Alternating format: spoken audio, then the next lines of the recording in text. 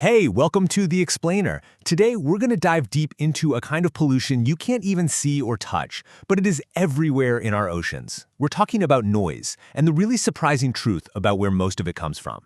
So, when you think about human noise in the ocean, what comes to mind? Maybe the ping of a submarine, right? Or the loud drilling of an oil rig. And yeah, those are definitely noisy, but the most constant, all-encompassing sound actually comes from something much more common: commercial shipping. That's right. It's the constant low-frequency hum of global trade. You know, the sound of all those container ships, tankers, and cargo carriers moving things around the world. This noise has totally changed what the ocean sounds like, creating a background hum that's been getting louder and louder for 100 years. Now, for decades, we had this really simple rule of thumb for understanding all this noise. It was a basic equation that honestly seemed to make a lot of sense. So the old logic was super straightforward. A bigger ship plus a faster speed equals more noise. Makes sense, right? I mean, it feels intuitive. A bigger engine, a larger hull churning through the water, you'd think it would all add up. But as we're about to see, the modern reality is a whole lot more complicated. And this wasn't just a hunch, you know? This idea was actually baked into the science, into influential models like one called Randy 3 from the 90s. For years, this was the go-to standard for predicting how loud a ship would be. The only problem? It was all built on an assumption that just doesn't hold up anymore. Okay, so how did we finally figure out that these old models were just wrong? Well, scientists had to get pretty clever. They basically started eavesdropping on modern chips, and here's how they pulled it off. And the way they do it is actually a really cool mix of listening and data tracking.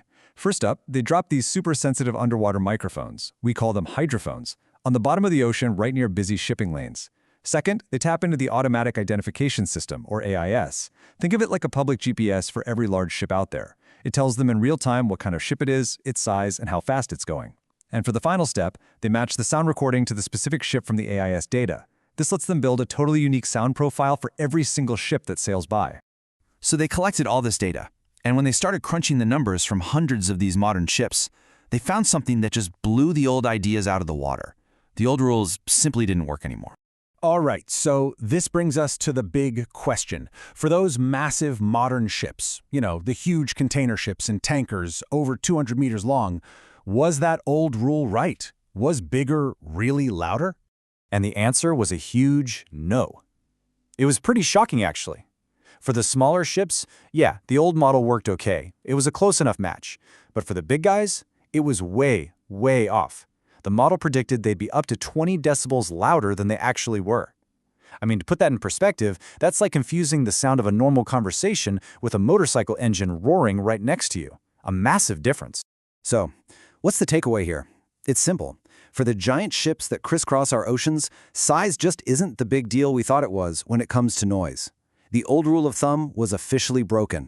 The scientists who did this study put it really clearly. They said, you just can't use these simple models anymore to predict noise based on things like length and speed. The real answer is in that last part, individual ship type differences. And that phrase is the key to this whole new reality. Okay, so if size isn't the main thing, then what is? Well, it turns out it all comes down to the type of ship.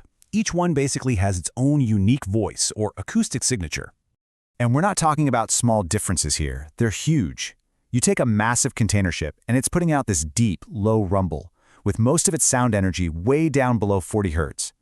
But then you listen to a bulk carrier, maybe even a similar size, and it's got a much higher pitched sound, with its loudest noise up around 100 hertz. They sound completely different. So this totally rewrites the rulebook. Let's break down the new rules of ship noise. First, speed is actually a better predictor of noise now than length is. Second, the type of ship is absolutely critical. Third, modern designs for engines and hulls can actually make these giant ships a lot quieter than we thought. And finally, every different ship type has its own unique acoustic signature. So why does any of this matter?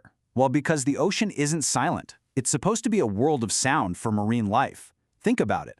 Whales, dolphins, and so many other animals depend on sound to find their way, to talk to each other, to find food, and to survive. If we have the wrong idea about the noise we're making, we can't possibly protect them effectively. But here's the really cool part. This new knowledge isn't just about understanding the problem, it's about finding a solution. If we know that design is the key, then naval architects and engineers can start building quieter ships from the ground up. We actually have the ability to make a change. So, what's the bottom line here? For so long, we just accepted that a noisy ocean was an unavoidable side effect of global trade. But what this research shows us is that it's not. Noise is a choice. It's a design choice. And that leaves us with a really powerful question to think about. What kind of ocean do we want to design for the future?